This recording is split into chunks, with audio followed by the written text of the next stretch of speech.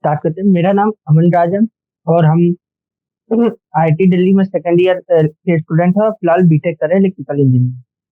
तो आज का जो हमारा सेशन है वो केमिकल काइनेटिक्स के एनसीईआरटी एग्जाम्पलर का सॉल्यूशन पे बेस्ड है। ठीक है, मतलब आज हम लोग केमिकल काइनेटिक्स के जो एनसीईआरटी एग्जाम्पलर क्वेश्चन है उनको सॉल्व करने का प्रयास है। ठीक है, तो चलिए स्टार्ट करते हैं।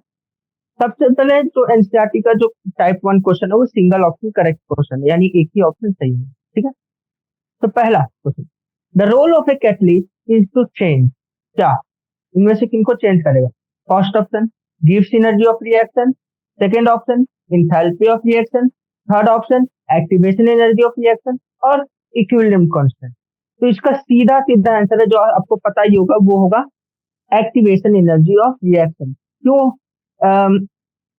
Activation energy of reaction? क्यों इसलिए एक्टिवेशन एनर्जी ऑफ रिएक्शन क्योंकि अब आपको याद होगा कि हाँ, मान लीजिए एक रिएक्शन का एनर्जी डायग्राम कुछ ऐसा है। ठीक है, ये एनर्जी है, सॉरी ये एनर्जी है, ये टाइम है और ये रिएक्टेंट है, ये प्रोडक्ट है। ठीक है, समझ में आया? तो ठीक, एक्टिवेशन एनर्जी ये तो आपने देखा होगा कि अगर कोई रिएक्शन होता है तो उसका ये एनर्जी डायग्राम होता है। इस केस में क्या है कि इतना इसका एक्टिवेशन एनर्जी है, इतना इसका एक्टिवेशन एनर्जी है। ठीक है, तो अब रिएक्शन को लेकिन इसमें क्या होता है, इसी कारण से कई कई बार रिएक्शन स्लो हो जाते हैं। तो कैटलिस्ट क्या करता है, कैटलिस्ट इवेंचुअली इस एक्टिवेशन एनर्जी को घटा देता है और इतना ही काम होता है कैटलिस्ट का। ठीक है, कैटलिस्ट सिर्फ एक्टिवेशन एनर्जी को ही घटाता है और कुछ इसी कारण से रिएक्शन थोड़ा फास्ट हो जाता है, रिएक्शन कई कई बार बहुत ज्यादा फास्ट हो जाता है। ठीक है, और वो इक्विलिब्रियम कांस्टेंट को चेंज नहीं करता है। वो क्या करता है कि इक्विलिब्रियम कांस्टेंट को चेंज ना करके फॉरवर्ड और बैकवर्ड दोनों रिएक्शन को समान रूप से उनका स्पीड को बढ़ा देता है। ठीक है, अगर मान लीजिए फॉरवर्ड रिएक्शन 3 फॉरवर्ड रिएक्शन का स्पीड थ्राइस हो गया या फिर 3 गुना ज्यादा हो गया, तो बैकवर्ड रिएक्शन का भी स्पीड 3 गुना ज्यादा हो जाएगा, जिससे इवेंचुअली क्या होगा, इक्विलिब्रियम कांस्टेंट चेंज नहीं होगा। ठीक है, अब इक्विलिब्रियम कांस्टेंट चेंज नहीं होगा तो गिब्स एनर्जी ऑफ रिएक्शन भी चेंज नहीं होगा। और delta G equal to delta H minus T delta S होता है। ठीक है, तो डेल्टा जी भी चेंज नहीं हुआ, टेम्परेचर भी नहीं चेंज हुआ, एंट्रोपी भी चेंज नहीं हुआ, तो हीट भी चेंज नहीं होता है। ठीक है, नहीं तो आप इसको ऐसे भी समझ सकते हैं कि क्या होता है कि डायग्राम के द्वारा अगर हम लोग समझने का प्रयास करें तो ये होता है ये होता है विदाउट कैटलिस्ट, ये होता है एक्टिवेशन एनर्जी। ठीक है, और ये होता है आफ्टर कैटलिस्ट। ठीक है, ये होता है आफ्टर कैटलिस्ट। ठीक है, तो अब आप देख सकते हैं कि रिएक्टेंट और प्रोडक्ट के बीच में जो एनर्जी डिफरेंस था वो दोनों केस में सेम ही है। क्या है वो डिफरेंस? ये वो डिफरेंस है। ठीक है, तो दोनों केस में difference between energy of reactant and product same हो रहा है, तो यानी जो इंथैल्पी ऑफ रिएक्शन होगा वो इवेंचुअली सेम ही होगा। ठीक है, समझ में आया? चलिए, तो यानी सिर्फ फर्स्ट का थर्ड ऑप्शन होगा आंसर। सेकंड क्वेश्चन की ओर चलते हैं। In the presence of catalyst the heat evolve और absorb ड्यूरिंग द रिएक्शन। क्या होता है जब कैटलिस्ट बढ़ आता है तो क्या होता है, हीट पे क्या इफेक्ट होता है कैटलिस्ट? तो इंक्रीजेस, डिक्रीजेस, रिमेन्स अनचेंज, में इंक्रीज और डिक्रीज। तो इसका आंसर है साफ हीट, रिमेन्स अनचेंज, कोई चेंज नहीं आता है। अभी अभी हमने देखा था कि हीट ऑफ रिएक्शन सेम ही था, है ना? हमने देखा ना कि इंथैल्पी ऑफ रिएक्शन में कोई चेंज नहीं आता। Catalyst doesn't change enthalpy of reaction. ठीक है, हमने यहाँ पर अभी एनर्जी डायग्राम से भी समझा था, हमने अभी एनर्जी डायग्राम से इसे समझा था। ठीक है, चलते नेक्स्ट क्वेश्चन की ओर। Third, activation energy of a chemical reaction can be determined by. Activation energy हमें कैसे पता चलेगा? तो हम आपको सिंपल सा तरीका बताते, पहले तो ऑप्शन देख लेते हैं। Determining the rate constant at standard temperature. ठीक है, determining the rate constant at two temperature, determining probability of collision using catalyst. ठीक है, तो कैटलिस्ट के द्वारा तो एक्टिवेशन एनर्जी तो पता नहीं चलेगा। ठीक है, कैटलिस्ट के द्वारा हमें सिर्फ इतना पता चल सकता है कि कैटलिस्ट एक्टिवेशन एनर्जी को कितना, मतलब कैटलिस्ट के द्वारा तो नहीं पता चल सकता किसी भी तरीके से। अब आते हैं 1 2 3 पे। Determining probability of collision. तो डिटरमाइनिंग प्रोबेबिलिटी ऑफ कोलिजन, इससे भी तो नहीं पता चलेगा। वो तो एक प्रोबेबिलिटी, कोलिजन तो एक फैक्टर होता है। आपको याद होगा जब कोलिजन थ्योरी है तो उससे जो प्रोबेबिलिटी ऑफ कोलिजन होता है वो एक फैक्टर होता है, उससे तो पता नहीं चल सकता है। ये तो मतलब कुछ इस प्रकार से होता है ना, P into E power minus E A by R T, इससे तो नहीं पता चलेगा। Determining the rate constant at standard temperature, इससे कर सकते हैं पर इसमें एरर आने के चांसेस रहते हैं। ठीक है, ये जो फर्स्ट मेथड है, रेट कांस्टेंट क्या है, K equal to E power minus E A by R T into A. हाँ, नहीं पता चलेगा, नहीं पता चल सकता। क्यों नहीं पता चल सकता बता। रेट कांस्टेंट का फॉर्मूला क्या है, Arrhenius constant into E power minus E A by R T. अब हमें भले टी पता है, आर पता है, पर ए तो पता नहीं है ना, ए तो नहीं पता है। तो जो फाइनल जो सेकंड ऑप्शन है उस पे आते हैं, क्या है, बोला कि determine the rate constant at two temperature. तो हम लोग एक मान लीजिए टेम्परेचर T1 है, एक एक टेम्परेचर T1 है, एक टेम्परेचर T2 है। ठीक है, तो अब मान लीजिए इस पे आया K1 रेट कांस्टेंट, तो इसका क्या हो जाएगा, A into E power minus A by R T1। ठीक है, और T2 पे मान लीजिए रेट कांस्टेंट है K2, तो ये आ जाएगा A into E power minus A by R T2। ठीक है, हमें K1 पता है, K2 पता है, क्योंकि वो बोला बता रहे determining the rate constant at two temperature. ठीक है, और क्या कहता है, हमें ए तो करना नहीं है, क्योंकि K1/K2 जब करेंगे तो ए कट जाएगा, तो E power minus E A by R T1 हो जाएगा, और ये E power minus E A by R T2। हमें T1 T2 पता है, हमें आर पता है, हमें ई पावर करने पे भी आ जाएगा, K1 K2 सब पता है, तो आराम से अब निकल जाएगा हमारा रेट कांस्टेंट। ठीक है, चलिए निकालने का भी प्रयास करते हैं हम फॉर्मूला के द्वारा। तो इन सब पार्ट को हटा देते हैं, ये सब करके का बन।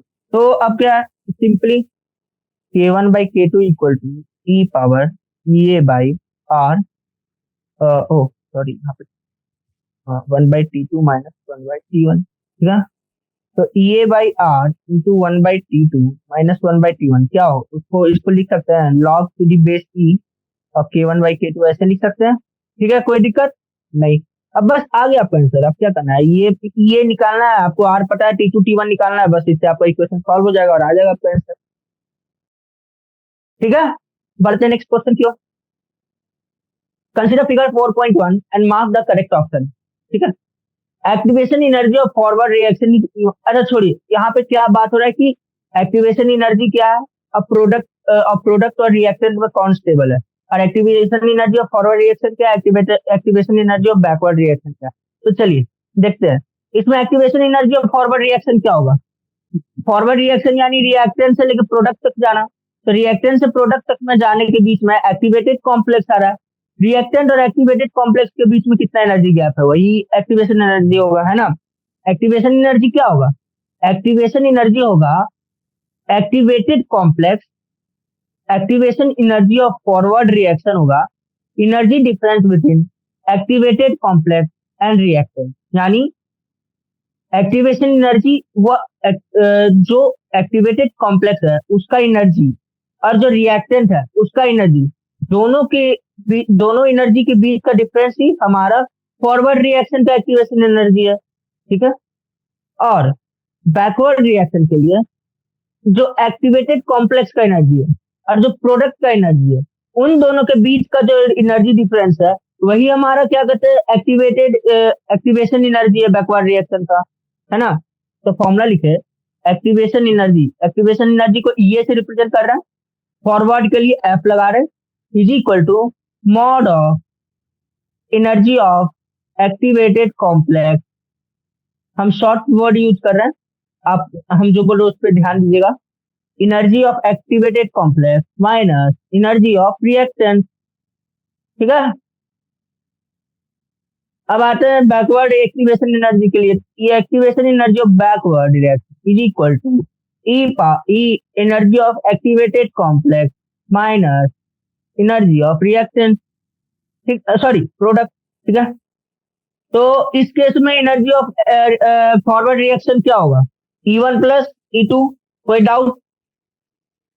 एनर्जी ऑफ बैकवर्ड रिएक्शन क्या होगा, activation energy of backward reaction क्या होगा, E1, कोई डाउट। अब क्या है, अब बताइए रिएक्टेंट और प्रोडक्ट में किसका एनर्जी ज्यादा है? प्रोडक्ट का एनर्जी ज्यादा है। जिसका ज्यादा एनर्जी वो कम स्टेबल, यानी product is less stable then reactant, है ना? है कि नहीं? तो इस हिसाब से second answer activation energy of forward reaction is E1 plus E2। हाँ सही है। और क्या कहते हैं, it is more stable then reactant. Product is more stable then reactant, नहीं नहीं गलत है। फर्स्ट वाला देखते हैं। क्या कहते हैं, for activation energy of forward reaction is E1 plus E2 and product is less stable then reactant. हाँ बिल्कुल सही है ना? प्रोडक्ट लेस स्टेबल है रिएक्टेंट के, और activation energy of forward reaction E1 plus E2 है, तो हमारा सही ऑप्शन है फर्स्ट ऑप्शन। सब पर एक बार थर्ड और फोर्थ ऑप्शन में activation energy of both forward and backward reaction is E1 plus E2 ना, तो ऐसे ही गलत हो गया। And reactant is more stable than product, हाँ reactant more stable than product. पर थर्ड ऑप्शन आधा सही आधा गलत है, यानी वो ऑप्शन ही गलत है।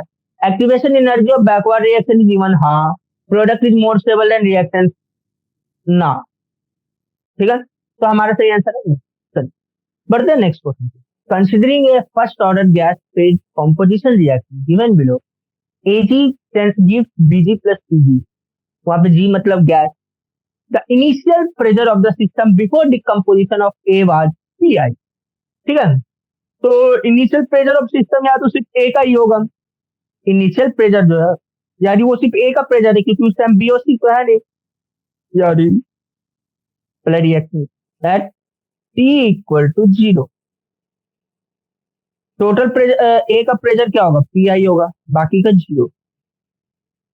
Total pressure of the system increased by x units and become P at time t. After lapse of time t, total pressure of the system increased by x units and become pt। यानी t समय के बाद total pressure of system बन गया pt। The rate constant k for the reaction is given as. ठीक है भाई, तो दिमाग लगाते हैं इसमें। तो हमारा सिंपल फंडा पहले क्या, t इक्वल टू 0 पे पी आई था। अब at time t equal to T, ठीक है। अच्छा इसको capital P, at time capital P equal to T. अब देखिए हमारा क्या काम है। हम मानते हैं कि ए का प्रेशर वाई से घट गया, वाई अमाउंट से घट गया, ठीक है। तो इवेंचुअली बी और सी का प्रेशर वाई वाई से बढ़ जाएगा, ठीक है। यहाँ पे प्रेशर एक प्रकार से कॉन्सेंट्रेशन की तरह ही काम कर रहा है, ठीक है। गैस के लिए हम लोग, लिक्विड के लिए हम लोग कॉन्सेंट्रेशन वर्ड यूज करते हैं, प्रेशर और गैस के लिए प्रेशर, ठीक है। अब पी, तो मतलब अब टोटल प्रेशर कितना हो गया टाइम टी, तो P I minus Y plus Y equal to PT. Total pressure PT था, और हमारा ये इक्वेशन से ऐसा आ रहा है, यानी P I plus Y equal to PT, यानी Y equal to PT minus P I. ठीक है, तो अब एक्स का यहाँ पे कोई यूज है नहीं, ठीक है। ऐसे यूज हो सकता है, पर टोटल तो एक्स इस केस में क्या हो जाएगा, पीटी माइनस पी आई हो जाएगा। हाँ, पीटी माइनस एक्स क्या होगा, the total pressure of system increase by x PT minus P आई। हाँ ठीक है। और तो फिर चलिए करते नेक्स्ट। अब हमें रेट कांस्टेंट निकालना है। तो रेट कांस्टेंट का ऐसे तो डायरेक्ट फॉर्मूला होता है, पर तो चलिए थोड़ा प्रूव करके चलते हैं। हमें पता है DP by D T equal to क्या होगा, के इंटू पी ए, ठीक है। DPA by D, rate constant, तो ये के रेट कांस्टेंट है, तो DPA by P A equal to K D T, यानी log P A equal to K T plus T, और इंटीग्रेशन करना है ना, हाँ, तो K T P A initial to P A final. ठीक है, आशा ये आपको डेरिवेशन समझ में आ रहा हो, क्योंकि एनसीईआरटी से डायरेक्ट डेरिवेशन हो रहा है, ठीक है। नहीं तो ये सिंपल इंटीग्रेशन ही हो रहा है, ठीक है। या फिर रुकिए, अच्छा तो DPA by D T equal to के इंटू पी ए, तो DPA by P A equal to K D T. अब इंटीग्रेशन दोनों तरफ कर देते हैं, इसका 0 से टी टाइम, और इसका क्या कहते हैं, पी ए इनिशियल से पी ए फाइनल। यहाँ पी ए का मतलब प्रेशर ऑफ ए, इनिशियल से प्रेशर ऑफ ए फाइनल। तो हमें इससे आएगा लॉग पी ए, और पी ए इनिशियल से P A final equal to K T ऐसे, ठीक है। तो ये हो गया हमारा log P A F minus log P A I equal to K T, ठीक है। तो अब इससे हमारा क्या आ गया, हमें पता है log A minus log B equal to क्या होता है, log A to the base B, A sorry log A by B, ये सारे लॉग ई के बेस में है, ठीक है।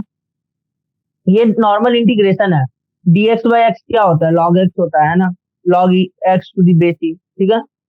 तो ये हो गया log E P A F by P A I is equal to K T, ठीक है। तो अ, अब तो आ ही गया ना, ये भी छोटा, तो अब लास्ट के कुछ बचा। तो अ, अब यहाँ पे डायरेक्ट सब्स्टिट्यूट कर देते हैं, पी ए फाइनल कितना होगा, पी ए फाइनल होगा पी आई माइनस वाई, है ना, यानी कितना हो गया P I minus P T और प्लस पी आई, है ना। वाई क्या आया था, P T minus P I आया था, तो two P I minus P T, तो हमने कुछ गड़बड़ कर दी, कुछ गड़बड़ हो रहा है।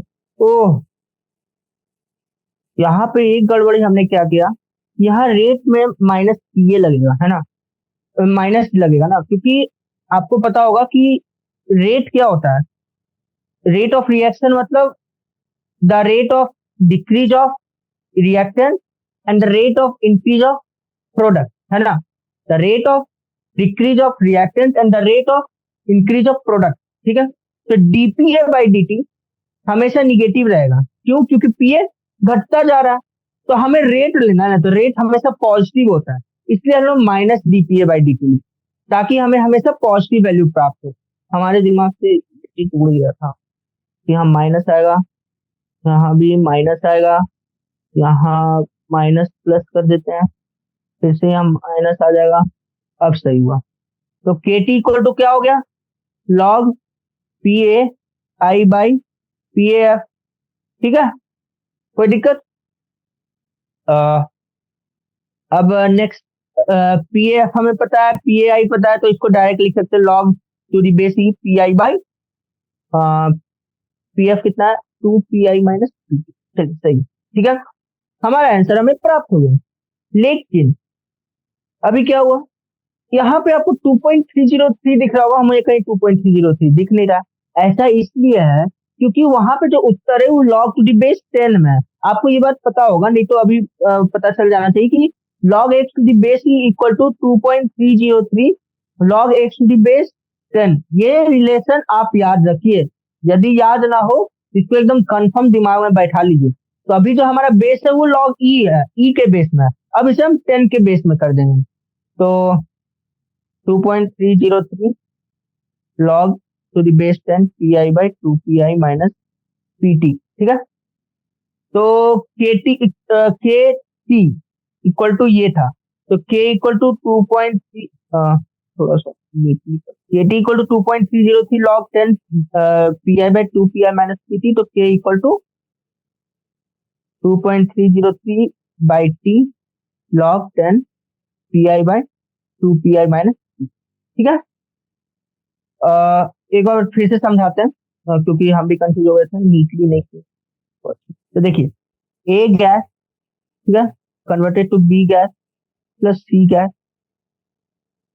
हमारे पास इवेंचुअली इनिशियली ए कितना था, पी आई था इसका pressure at T equal to zero, T equal to T पे पी आई माइनस वाई माना, ये वाई हो गया, ये वाई हो गया, तो टोटल प्रेशर कितना होगा, P I minus Y plus Y, total pressure of system क्या होगा, P A plus P plus P C equal to क्या हो जाएगा, पीटी, क्योंकि उन्होंने बोला है कि पीटी हो गया था प्रेशर, ठीक है।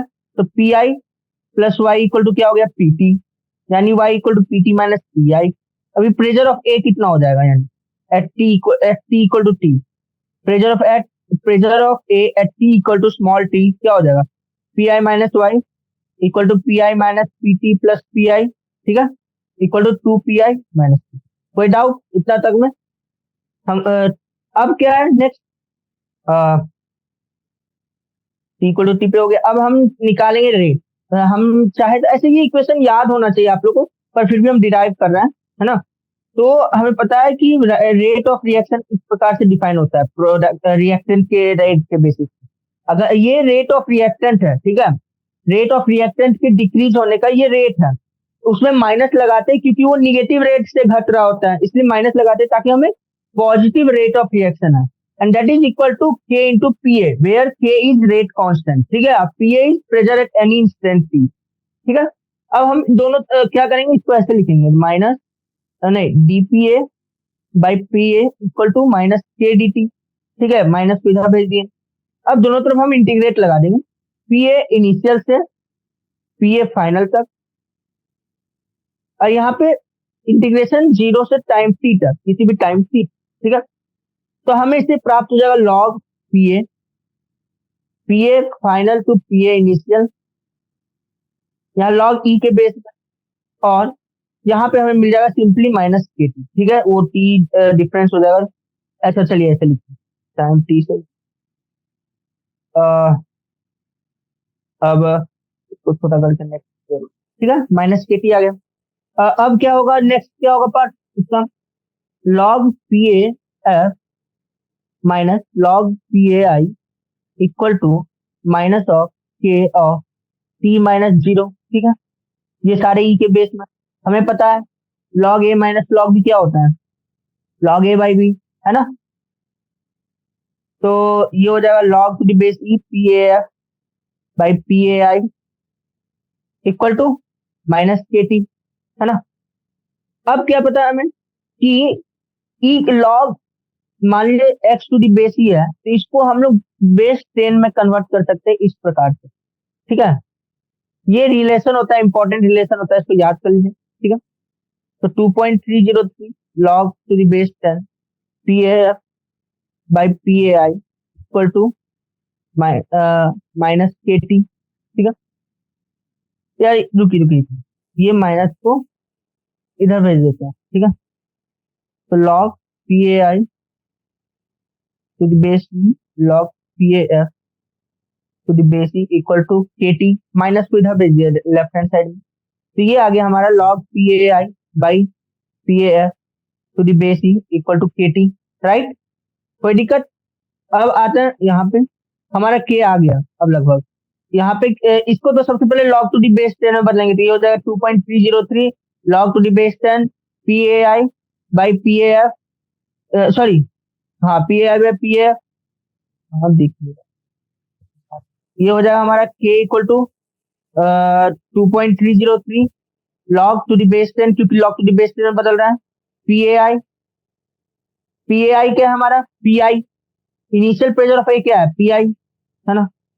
अब फाइनल प्रेशर क्या आ रहा है हमारा, फाइनल प्रेशर हमारा आ रहा है 2 PI माइनस पी टी, ठीक है।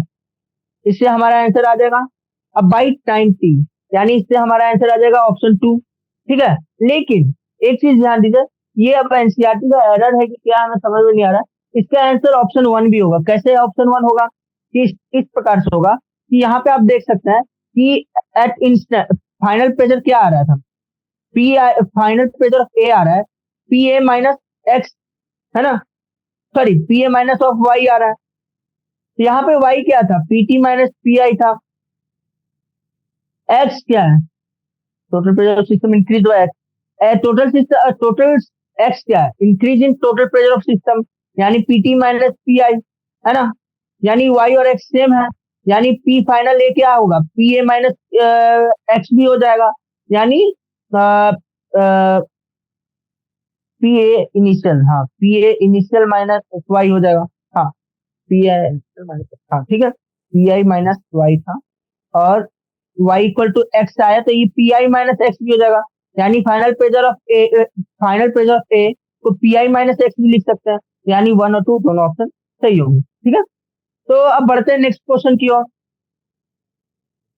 According to Arrhenius equation, rate constant k is equal to a into e power minus a by RT, which of the following option represents the graph of length k versus 1 by t, ठीक है। तो चलिए करते हैं, log to the base e के, log k to the base e versus 1 by t के बीच में graph बनाना, अच्छी बात है। k इक्वल टू क्या है, a इंटू ई पावर के इक्वल टू है A into E power minus A by R, है ना, है कि नहीं। तो अब लॉग ले लेते हैं, तो लॉग के इक्वल टू क्या हो जाएगा, log A to the base e लिया है, ठीक है, minus plus log e e power minus A by R T, ठीक है।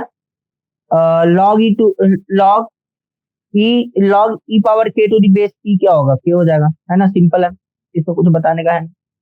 तो लॉग लॉग के टू दी बेस ई को एल एन लिखते हैं शॉर्ट में, क्या लिखते हैं, L N, log to the base e को शॉर्ट में एल एन लिखते हैं, ठीक है। तो L N K equal to L N A minus ये बाई आर टी, ठीक है।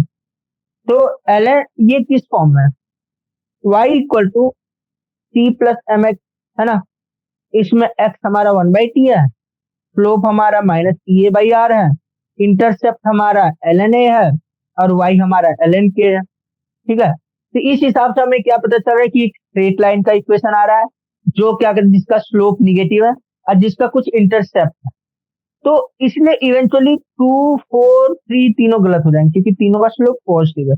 एकमात्र फर्स्ट ऑप्शन है जिसका स्लोप निगेटिव है, जिसका कुछ इंटरसेप्ट है, इसका करेक्ट ऑप्शन होगा 1। ऐसे भी ये जनरल ग्राफ है तो बेहतर होगा कि आप इसको याद कर पाए, नहीं तो कोई बात नहीं, ये तो ऐसे भी डिराइव हो जाता है, ठीक है। इसका स्लोप कितना हो जाएगा, माइनस ए बाई आर, इसका इंटरसेप्ट कितना हो जाएगा, एल एन ए, ठीक है।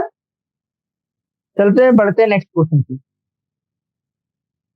Consider RNS equation given below and mark the correct option, ठीक है।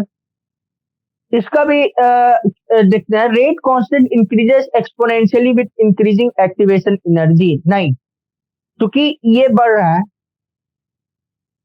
तो माइनस ये घट रहा है, ठीक है, और टी बढ़ रहा है तो 1/t घट रहा है ना। तो इवेंट सॉरी हाँ, टी घट रहा है तो इवेंचुअली 1/t बढ़ रहा है, ठीक है। तो 1/t बढ़ रहा है, ये घट रहा है, तो समझ में नहीं आ रहा है अब दोनों किस प्रकार से बढ़ रहे, किस प्रकार से घट रहा है, हमें पता नहीं है, ठीक है।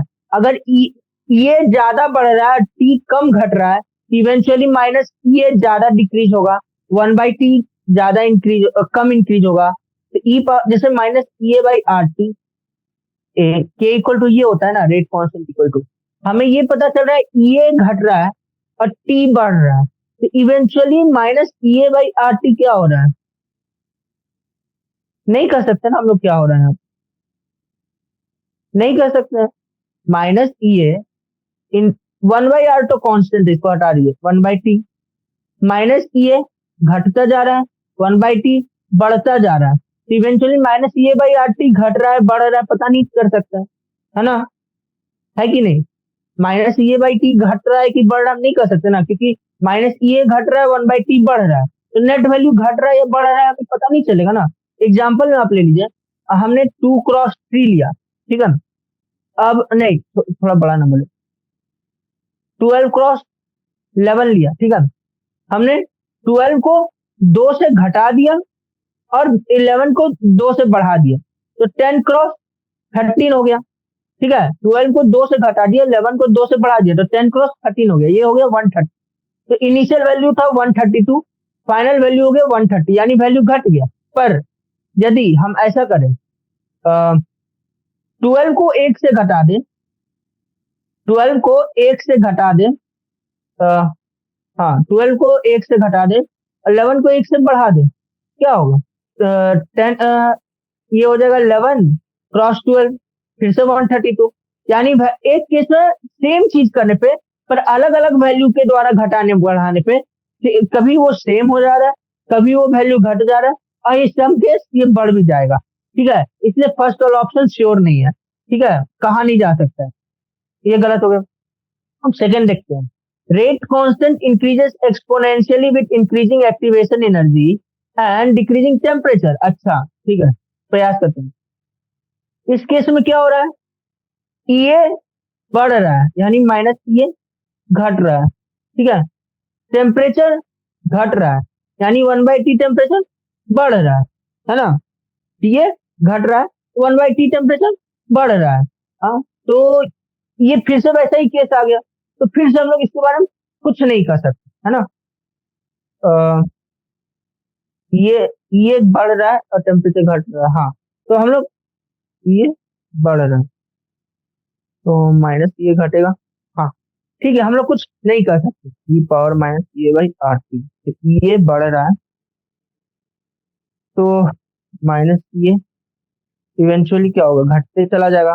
और या फिर इसको हम ऐसे करें, ये बाई आर टी, ये बढ़ रहा है और टी घट रहा है, इवेंचुअली ये वैल्यू टी घट रहा है, तो वन बाई टी बढ़ता जा रहा है, इवेंचुअली ये वैल्यू ये बाई आर टी बढ़ता जा रहा है। चलो ठीक है, हम एक एग्जाम्पल से करते ताकि मान लीजिए दो केस लेते हैं, ये वन, ये two, T one, T two, ठीक है। तो पहला ऑप्शन देखे तो उसमें क्या था, एक्टिवेशन एनर्जी बढ़ गया, तो मान लेते ये वन बढ़ा है ये टू से, और टेम्परेचर घट गया, यानी टी वन छोटा है टी टू से, ठीक है। तो ये वन बाई टी वन क्या, ये टू बाई टी टू से बड़ा होगा, ऐसा कर सकते हैं क्या, ये वन बाई टी वन छोटा है और ये टू, हाँ बड़ा हो गया, वो इसलिए बड़ा होगा, ठीक है, हमने एक गलती कर दिया था, ठीक है। तो ये one by T one greater than ये टू बाई टी टू होगा, यहाँ आर लगा सकते हैं, ठीक है। पर माइनस ये one by R T one less than होगा माइनस ये two by R T two से, है ना। तो इसी तरह से ई पावर माइनस ये one by R T one less than होगा ई पावर माइनस ये two by R T two से, ठीक है। तो इससे हमें पता चला रेट कांस्टेंट एक्सपोनेंशियली डिक्रीज कर रहा है। हमें क्षमा करिएगा, हमने पहले गलत बताया था, ये सुधर गया, ठीक है। फर्स्ट ऑप्शन ये आया था कि फर्स्ट ऑप्शन में हमें आ रहा है कि rate constant eventually exponentially decrease करेगा। एक चीज बता देते हैं, इस चीज को ध्यान में रखिएगा, अगर ए ग्रेटर देन बी है, ठीक है, तो x power A greater than x power B होगा यदि इन केस हम सिर्फ यहाँ पे जीरो से लेके इंफिनिटी तक वाले एक्स की बात कर रहे हैं, यानी पॉजिटिव एक्स की बात कर रहे हैं, इन केस अगर x ग्रेटर देन वन है, ठीक है। और यदि x लेस देन वन है और जीरो से बड़ा है, तो x power a less than x power b होगा, ठीक है। तो फर्स्ट ऑप्शन गलत हो गया। सेकंड ऑप्शन देखते हैं, सेकंड ऑप्शन क्या है कि हमने एक्टिवेशन एनर्जी बढ़ा दिया और टेम्परेचर को घटा दिया। ओह हाँ, तो सेम केस आ गया, सेम केस फिर से आ गया, लेकिन हमें क्या मिल रहा था, रेट कांस्टेंट एक्सपोनेंशियली डिक्रीज हो रहा है, ठीक है। रेट कांस्टेंट एक्सपोनेंशियली डिक्रीज हो रहा है, यानी सेकंड ऑप्शन सही है, ठीक है। Third option, rate constant increases exponentially with decreasing activation energy and decreasing temperature, हाँ ये देखते हैं, ये वन भी लेस देन ये टू है, टी वन भी लेस देन टी टू है। इस केस में ये वन बाई टी वन और ये टू बाई टी टू के बीच में रिलेशन निकालना असंभव है, बहुत मुश्किल है, ठीक है, क्योंकि हम पता नहीं कर सकते, हमें बताया नहीं ना गया कि ये वन कितना घटा है, टी वन टी टू कितना घटा है, ठीक है। इसलिए ये रेशियो के बीच में कंपेयर करना असंभव है, ठीक है। तो थर्ड ऑप्शन कुछ कह नहीं सकते। Fourth option, rate constant increases exponentially with decreasing activation energy and increasing temperature. ये अगर आप नोटिस करेंगे तो फोर्थ स्टेटमेंट सेकंड स्टेटमेंट का डायरेक्ट अपोजिट है, ठीक है, डायरेक्ट अपोजिट है। इसलिए हम कह सकते हैं कि फोर्थ ऑप्शन भी सही है, मतलब डायरेक्ट अपोजिट जैसे कि यहाँ पे बताया गया कि एक्टिवेशन एनर्जी को घटा दिया और टेम्परेचर को बढ़ा दिया है, ठीक है, तो इसलिए रेट कांस्टेंट इंक्रीज होगा। यहाँ पे बोल रहा था कि रेट कांस्टेंट में एक्टिवेशन एनर्जी बढ़ा दिया, टेम्परेचर घटा दिया, इसलिए रेट कांस्टेंट डिक्रीज होगा, ठीक है। तो ये मतलब स्टेटमेंट उल्टा है, नहीं तो इसको हम इस तरह से प्रूव कर सकते हैं। देखिए, एक्टिवेशन एनर्जी डिक्रीज कर दिया, यानी ये वन ग्रेटर देन ये टू, और टेम्परेचर को बढ़ा दिया, यानी T two greater than T one. इससे हमें क्या पता चल रहा है कि ये one by T one greater than ये टू बाई टी टू होगा, है ना। तो ये वन बाई ये टू, तो माइनस ये one by T one less than minus ये टू बाई टी टू होगा, ठीक है, यानी ई पावर माइनस ये one by T one less than e, यहाँ पे बाई आर भी कर देते, ई पावर माइनस ये two by R T two होगा, है ना। यानी इवेंचुअली ये ए से मल्टीप्लाई कर दे रहे हैं, यानी इवेंचुअली के वन लेस देन के टू आ रहा है, यानी यहाँ पे के बढ़ गया है, ठीक है। ई ए वन यहाँ पे इनिशियल कंडीशन है, टू फाइनल कंडीशन, ठीक है, तो के वन लेस देन के टू आ रहा है, यानी के बढ़ गया। या फिर आप सिंपली इस प्रकार से भी समझिए कि हम लोग जब भी एक्टिवेशन एनर्जी को घटाते हैं और जब भी टेम्परेचर को बढ़ाते हैं, तो रेट ऑफ रिएक्शन बढ़ जाता है। क्यों बढ़ जाता है? क्योंकि इसका रेट कांस्टेंट भी बढ़ जाता है। ठीक है, समझ में आया? एक्टिवेशन एनर्जी जब भी घटाते हैं, टेम्परेचर जब भी बढ़ाते हैं, तो रेट ऑफ रिएक्शन बढ़ जाता है क्योंकि इसका रेट कांस्टेंट भी बढ़ जाता है। ठीक है, समझ में आया? ठीक उसी का उल्टा, अगर एक्टिवेशन एनर्जी बढ़ा दिए और टेम्परेचर को घटा दिए तो रेट ऑफ रिएक्शन घट जाता है। क्यों? क्योंकि इसका रेट कांस्टेंट घट जाता है। ठीक है, चलते हैं नेक्स्ट क्वेश्चन की ओर। 8th question, a graph of volume of hydrogen released versus time for the reaction between zinc and dilute HCl is given in figure 4.2 on the basis of this mark. The correct option. तो correct option क्या है? Average rate up to 40 second. वो average rate पूछता है, तो average rate at 40 second क्या होगा? Volume at 40 second minus initial volume by by total time, है ना? तो टोटल टाइम हमें पता है 40 सेकंड। इनिशियल वॉल्यूम क्योंकि ये जीरो से चालू हुआ है तो इनिशियल वॉल्यूम जीरो, और वॉल्यूम एट 40 सेकंड, तो 40 सेकंड पे वॉल्यूम कितना है? तो V3, यानी V3 माइनस 0/40, यानी V3/40 हमारा सिंपल सा आंसर है। क्या है हमारा आंसर? V3/40, यानी ऑप्शन नंबर 3। ठीक है, आसान है। अब बढ़ते next 9। Which of the following statement is not correct about order of a reaction? ये प्योर थ्योरेटिकल है। The order of a reaction can be a fractional number. Yes. Order of a reaction is experimentally determined quantity. Yes. Third option, the order of a reaction is always equal to sum of the stoichiometric coefficient of a reaction in the balance chemical equation for a reaction. No, ये सिर्फ उसी case में होगा जब वो reaction elementary हो। जो third option बोला है कि स्टाइकोमेट्रिक कोएफिशिएंट के सम के बराबर होगा, ये सिर्फ तभी होगा जब वो रिएक्शन एलिमेंट्री है, नहीं तो इन एनी केस वो ऑर्डर ऑफ रिएक्शन, मतलब हम कह नहीं सकते कि ऑर्डर ऑफ रिएक्शन स्टाइकोमेट्रिक सम के बराबर होगा। ठीक है, वो एलिमेंट्री होगा तभी ऐसा होगा, नहीं तो नहीं होगा, यानी third option is right answer. चलिए फोर्थ ऑप्शन देख लेते हैं। The order of a reaction is the sum of powers of molar concentration of reactant in the rate law expression. Right, क्यों?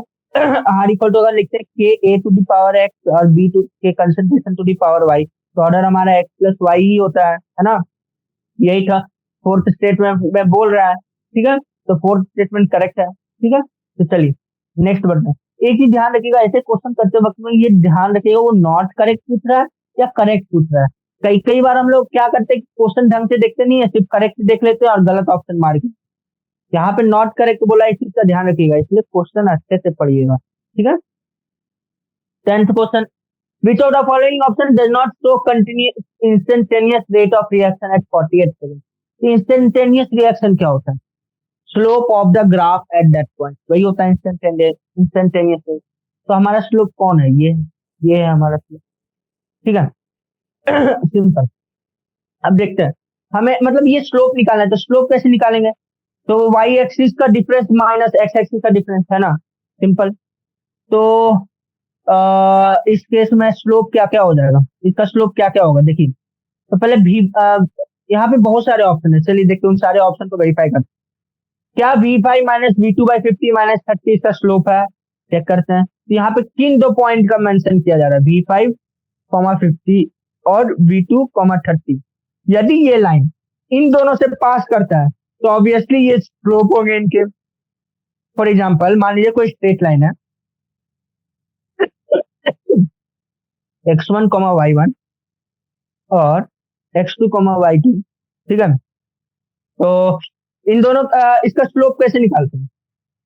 तो y2 minus y1 by x2 minus x1, ये वो point के coordinates होते हैं जो उस लाइन पे लाई करते हैं, है ना?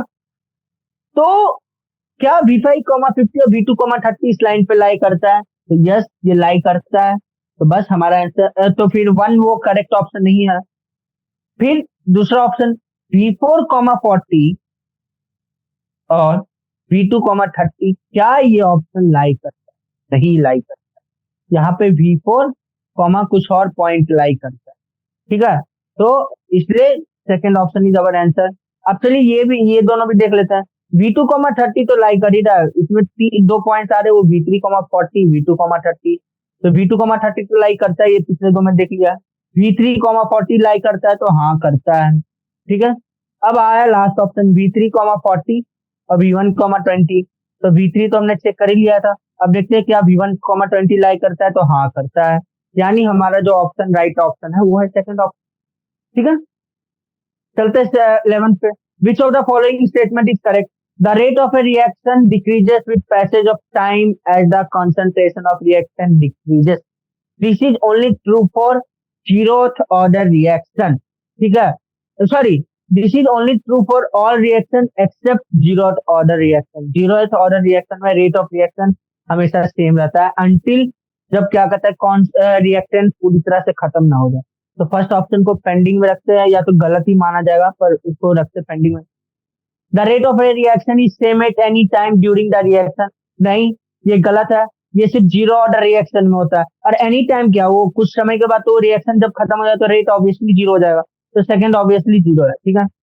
Third, the rate of a reaction is independent of temperature change. No, rate depends on rate constant, which indirectly depends on temperature. ठीक है. टेम्परेचर बढ़ा तो रेट कांस्टेंट बढ़ेगा डायरेक्टली. के डायरेक्टली डिपेंड करता है टी पे. ठीक है. टी बढ़ा तो के बढ़ेगा, तो अब के बढ़ेगा तो रेट बढ़ेगा. ठीक है. The rate of a reaction decreases with increase in concentration of reactant. Wrong. जैसे जैसे मतलब कह नहीं सकते ना रेट घट रहा है या बढ़ रहा है, पर मोस्टली अगर ऑर्डर पॉजिटिव है तो रेट इवेंचुअली के ए पावर ऑर्डर. ठीक है. अगर ऑर्डर पॉजिटिव है तो रेट, अगर कॉन्सेंट्रेशन घटेगा तो रेट भी घटेगा. ठीक है. अगर ऑर्डर निगेटिव है तो कॉन्सेंट्रेशन घटेगा तो रेट पॉजिटिव होगा. तो मतलब ये ऑलवेज केस नहीं, तो फोर्थ भी गलत हो जाएगा इवेंचुअली. लेकिन फर्स्ट स्टेटमेंट भी गलत होना चाहिए था, पर एज जनरल केस लिया जाए तो फर्स्ट वाला भी हमें तो गलत लगता है. पर क्या है कि इन्होंने इस केस में ऑर्डर को हमेशा पॉजिटिव मान के चला है. ठीक है. नहीं तो मेरे हिसाब से तो चारों में से कोई सही नहीं है. ठीक है. मेरे हिसाब से चारों में से कोई सही नहीं है, पर यहाँ पे बेस्ट ऑप्शन जो लेने लायक है वो फर्स्ट है. ठीक है. यहाँ पे ऑर्डर को ग्रेटर देन जीरो मान के किया गया. अगर ऑर्डर को ग्रेटर देन जीरो मान के करे, ग्रेटर देन, तो फिर क्या करते हैं, फोर्थ ऑप्शन ऐसे भी गलत होने वाला है. थर्ड, मतलब अगर ऑर्डर को ग्रेटर देन जीरो मान के चले तो ये थर्ड ऑप्शन ऑब्वियसली गलत होने वाले. ये तीनों ऑप्शन, सिर्फ फर्स्ट ऑप्शन सही होगा. लेकिन अगर ऑर्डर क्योंकि निगेटिव पॉजिटिव और जीरो हो सकता है, फ्रैक्शनल भी हो सकता है, अगर ऐसा मान के चले तो फर्स्ट ऑप्शन भी गलत ही होना चाहिए. ठीक है. आई होप इतना तक सब कुछ आपको समझ में आ रहा होगा. नहीं, एक मिनट. रेट इक्वल टू के, नहीं, एक चीज हमने गलत बोला है कि ऑर्डर ऑफ रिएक्शन हमेशा पॉजिटिव ही होना चाहिए. हम एक बार एनसीईआरटी से वेरीफाई करते हैं. अच्छा, इस क्वेश्चन को पेंडिंग में रखते हैं, तो नेक्स्ट क्वेश्चन करते हैं. ठीक है. हम तुरंत आते हैं उस क्वेश्चन पे. तो ये क्वेश्चन देखते हैं. ये क्वेश्चन सिंपली इस प्रकार से एक्सप्लेन होगा. A x plus B y, अगर यहाँ पे ए क्या है, sorry sir, x A plus B y, y B gives z C plus डब्ल्यू डी. तो रेट क्या होगा, अगर आपको याद हो एनसीईआरटी में मेंशन है, इस तरह से रेट को डिफाइन किया गया है ना. ठीक है. तो ये सिंपल डिफिनेशन है, रेट का यही डिफिनेशन है ना. तो उसी प्रकार से अगर हम इस क्वेश्चन में देखें, इस क्वेश्चन में क्या आता है, rate equal to d by D t को, डी को डेल्टा भी लिख सकते हैं. ठीक है. डी बाई डी टी मतलब इंस्टेंटेनियस होता है, डेल्टा मतलब कुछ स्पेसिफिक पे. ठीक है. तो इस केस में हो जाएगा -1/5 delta B R delta t equal to -1/6 delta H plus delta t. हमें इतने से मतलब है, बाकी से कोई मतलब है नहीं. ठीक है. तो बाकियों को हटा देते. तो इवेंचुअली हमें क्या एक इक्वेशन आ गया, ये इसमें माइनस माइनस कट जाएंगे. तो डेल्टा बी आर माइनस, यहाँ लिखो delta B R minus delta T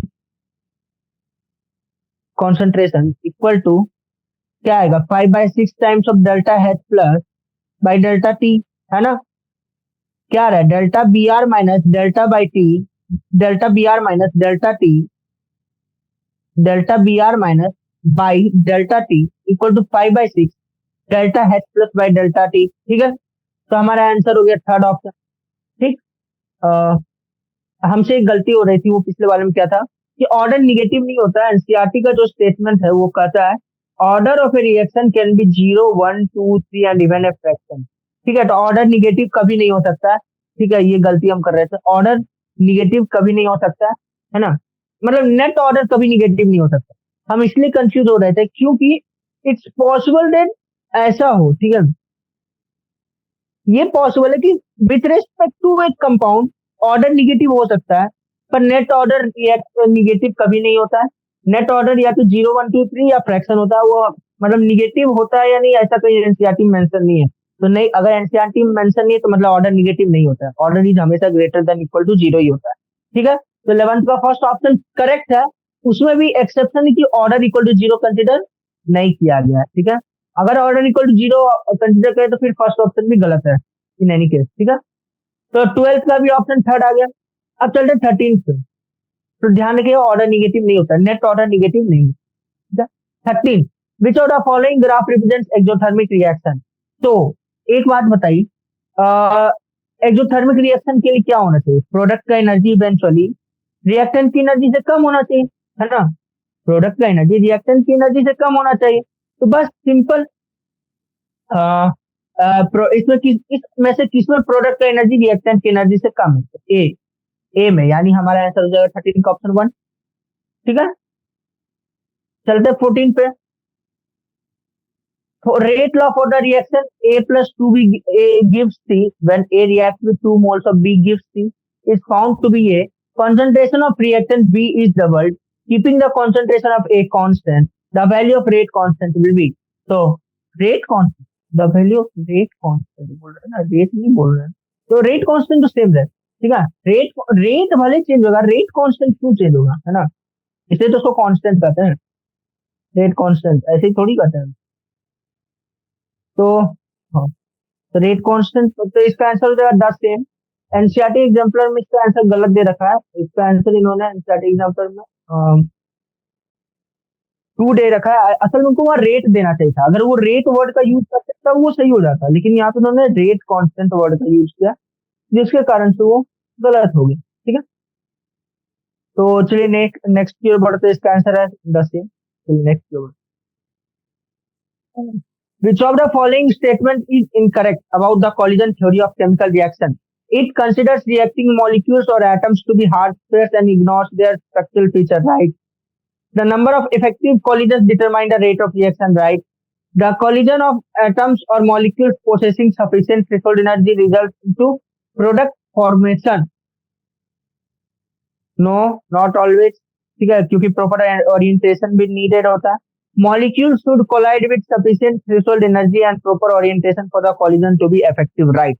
यानी हमारा आंसर है थर्ड ऑप्शन। ठीक है, तो 15 का ऑप्शन है, 15 का आंसर है 3, क्योंकि वहां पे उन्होंने not correct option. 16, a first order reaction is 50% completed in इतना time, how much time would it take for 100% completion?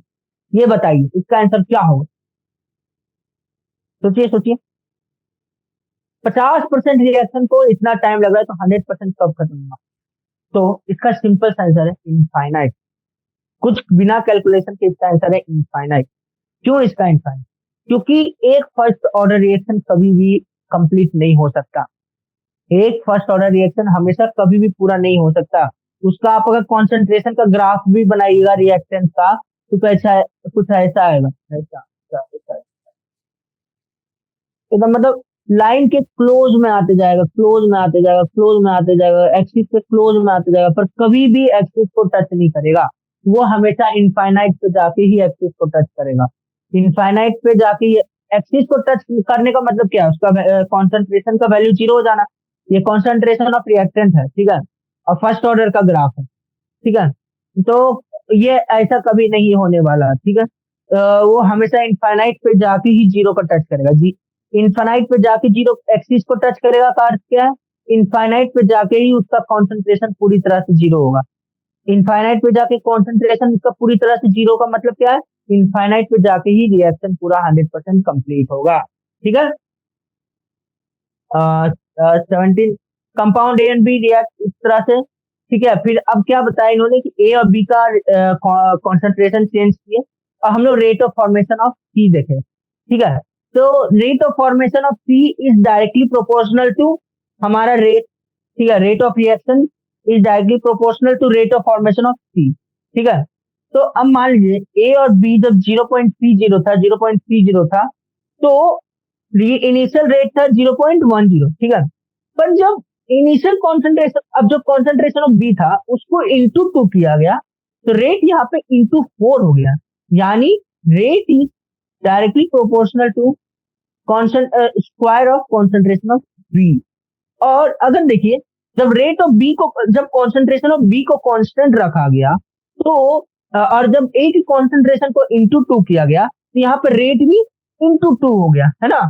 यानी rate is directly proportional to concentration of A, यानी rate is directly proportional to concentration of A into concentration of B का whole square, यानी rate is equal to के into A into B square. ठीक है, A B से मेरा अर्थ है कि ए और बी का कॉन्सेंट्रेशन। ठीक है, तो हमारा आंसर होगा सेकेंड ऑप्शन। ठीक है, इस टाइप के क्वेश्चन ही मोस्टली आते हैं, इजी रहते हैं, है ना। विच of the following statement is not correct for the catalyst? It catalyze the forward reaction to the same forward and backward reaction to the same extent, सही है। It alters delta G of the reaction, गलत है। It is a substance that does not change the equilibrium constant of a reaction, सही है। It provides an alternate mechanism by reducing activation energy between reaction products, सही है। यानी हमारा 18 का सही ऑप्शन है 2। ये सारा डाटा आप क्या कहते हैं एनसीईआरटी के केमिकल काइनेटिक्स के लास्ट सेकंड पेज पे पढ़ सकते हैं, है ना, थ्योरी के last second page. The value of rate constant of a pseudo first order reaction. हाँ, रेट कांस्टेंट असल में स्यूडो फर्स्ट ऑर्डर रिएक्शन क्या होता है? वो ऐसा रिएक्शन होता है जिसका ऑर्डर एक्चुअली में सेकंड एक से ज्यादा होता है, ठीक है, लेकिन उसमें से कुछ एक्सेस तो प्रेजेंट होता है, इसलिए उसके चेंज को हम हमेशा कांस्टेंट मान लेते हैं। For example A plus B gives C, ठीक है। अब मान लीजिए इसका ये सेकंड ऑर्डर है, उसका रेट इक्वेशन कुछ इस प्रकार से, ठीक है। पर ऐसा मान लिया जाता है कि बी बहुत एक्सेस अमाउंट में, ठीक है, बी बहुत एक्सेस अमाउंट में, तो ए और ए बहुत कम अमाउंट में, यानी concentration of A is very very very much less than concentration of B. तो मान लीजिए कॉन्सेंट्रेशन ए अगर थोड़ा सा खत्म हो गया, मान लीजिए इसको अगर ऐसा लिखा जाए, एक मिनट, ठीक है, तो मान लीजिए बी मान लीजिए समथिंग 1000 था, ठीक है, ए मान लीजिए समथिंग 1 था। जब रिएक्शन कंप्लीट हो गया तो ये 0 हो गया, ये 999 हो गया, यानी बी का कॉन्सेंट्रेशन कुछ ज्यादा चेंज नहीं हुआ, ठीक है, ऑलमोस्ट कांस्टेंट ही था। तब हम लोग क्या करते हैं, इसको ऐसा अप्रोक्सीमेट कर लेते हैं, बी का कॉन्सेंट्रेशन को हम कांस्टेंट मान के इसको नया रेट, इसको रेट कांस्टेंट में ही दे देते हैं, ठीक है, रेट कांस्टेंट में इसको मल्टीप्लाई कर देते हैं, यानी जिसका रेट कांस्टेंट होता है वो क्या कहते हैं एक्चुअल रेट कांस्टेंट इनटू जो एक्सेस में होता है उसका कॉन्सेंट्रेशन के बराबर होता है, ठीक है, product of actual rate constant and excess compound के कॉन्सेंट्रेशन के बराबर होता है रेट कांस्टेंट। तो rate constant of a pseudo first order reaction depends on concentration of reactant present in excess, ठीक है, समझ में आया? क्या होता है, ये जो एक्सेस में होता है वो मल्टीप्लाई हो जाता है के के साथ और इवेंचुअली जो रेट नया रेट कांस्टेंट आ जाता है, ठीक है, जो कॉन्सेंट्रेशन ऑफ बी पे डिपेंड करेगा। उसी तरह जो लास्ट क्वेश्चन है कि ए और बी का ऑर्डर रिएक्शन है, उनका कॉन्सेंट्रेशन का ग्राफ है, अब पता करो उनका ग्राफ बताना है, तो सिंपल सा इसका आंसर है 2, ठीक है, हाँ 20 का 2 है बस, ठीक है। तो आज का सेशन इतना ही करते हैं, 1 घंटे का सेशन है, तो आज के सेशन को यहीं पे समाप्त करते हैं। होप आपको सब कुछ समझ में आया होगा, और अगर आप मेंस की तैयारी कर रहे हैं आने वाले जनवरी 24 को अगर आपका मेंस है, तो अपना ख्याल रखिएगा, अपनी सेहत का ध्यान रखिएगा और अच्छे से तैयारी करके एग्जाम दीजिएगा, ठीक है। All the best.